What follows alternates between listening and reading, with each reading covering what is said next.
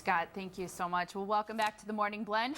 Are you Generation Y or X? If you are, your generation's apart from the baby boomers, but that doesn't mean we can't all get along, right? Generations apart from the baby boomers. So get this, a recent survey found that 60% of employers are dealing with friction between their older and their younger employees. I believe it. So how can we bridge the gap? That's the question. Well, joining us now with some answers is career coach Amanda Goralski. Welcome back. Good morning, Hi, ladies. Amanda. I love the images that you guys had of the Gen. But it's so the true. X and the Y, and then the one before the commercial break. It is. They're funny. And I Yeah. feel like there's so many gripes between the baby boomers and the Gen X or Gen Y. It's kind of like they're lazy. No, they're too strict. Oh, So they're constantly like duking it out all the time. Yeah. Well, even the ladies we had on from Merle Norman, before they left, the thing they said is the biggest difference between the generations is work ethic. And I think that's a lot of what you'll hear, particularly from baby boomers, is a frustration with the work ethic of people from my generation and the generation Y. Well, and it's just very different, the way that we handle things. Like, the baby boomers have had this hierarchy, this competitive hierarchy that they've had their entire lives, where they've had to come into an organization, they started in the mailroom, and they worked their entire way up. And work is work, and home life is home life. Where all of a sudden Gen Y comes, and they're like, oh, I love to multitask, and it's all about teamwork, and if I can work from home and go to Starbucks or Altera or something like that, I'm going to do that. And if I'm going to cut out of my work day 2 hours early to go work out, I'm going to make that up at 6 o'clock, 7 o'clock at night and on the weekends, because work, there is no work and home is home. For Gen Y, it's, oh, I'm going to work on it whenever I feel like working on it. Interesting point. So let's take a minute to define real quick, because you Yes. had the ages again now. So baby boomers, obvious. Right. Baby boomers are people born post World War II, Yes. right? Okay. It's was 1946 to 1964. Early something 60s. like that. Yes. Exactly. Okay. Then we have Generation X. Okay. That's people like me who are born in the 60s, the 1970s, and the early 80s. They say the latest cutoff is probably around 1982. So that's Generation X. We're the nomad reactive generation. Generation Y then is the generation next, or they call them the Echo Boomers. This follows Generation X, and it's early 70s through the early 2000s. Yes. So I'm basically X. Tiff is basically Y.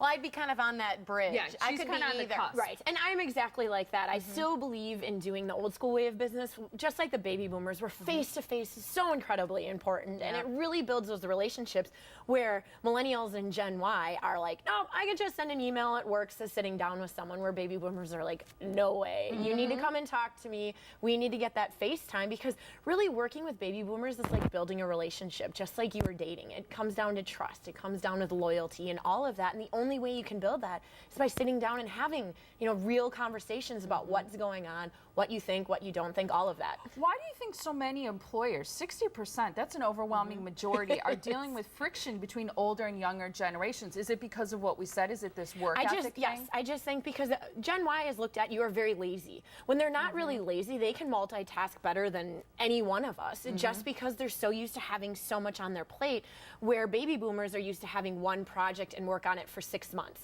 where Gen Y comes along and says, give me 12.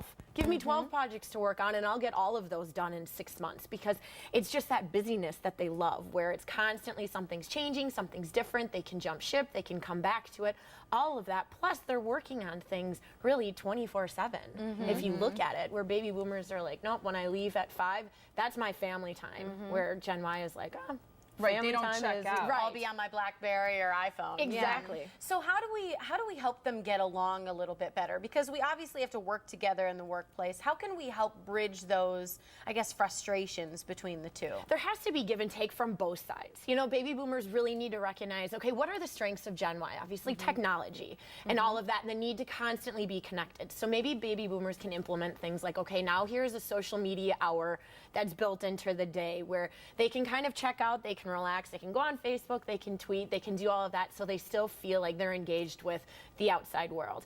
As well as Gen Y coming in saying, okay, maybe these are some of the things that we need to change to make the work environment a little bit more suitable for our needs. Maybe the working at home thing, or on Fridays they have summer hours. And at noon, everybody can go home, but we still want you engaged, whether you're at home or you're at Starbucks or you're laying on a beach. Because really with Blackberries and iPads and all of that, you can really work from anywhere. And people can tell when you are checking in and when you are working versus, okay, I'm just going to lay out and have a cocktail and not think about truly work. being lazy. Well, and that's saying ways the baby boomers should adjust. But what about ways that Gen Y should really be kind of trying to accommodate a little bit better the baby boomers? Yes, and they need- appreciating. And they need to realize that technology is fantastic, but again, the face-to-face is what really makes you successful in the business world. Really getting out there and networking and communicating with people when you're in front of them. So they need to make a better effort to make sure that they're going into their managers or their directors or whoever is their immediate boss and sitting down with them and saying, how was your weekend? What's going on? How can I help you? And really have those conversations, as well as in meetings. Gen Y, no matter if we're interns or we're entry level, we really like to speak our mind in meetings. And that's very different for baby boomers because they were taught your place is entry level.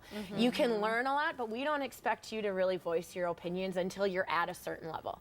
So again, it's just Gen Y kind of taking a step back, observing what's going on, kind of letting it sink in and realize they will get to the spot that they need to get to, but that entitlement isn't right out of the gate. You've got to work for it. Yeah, and Absolutely. understanding each other.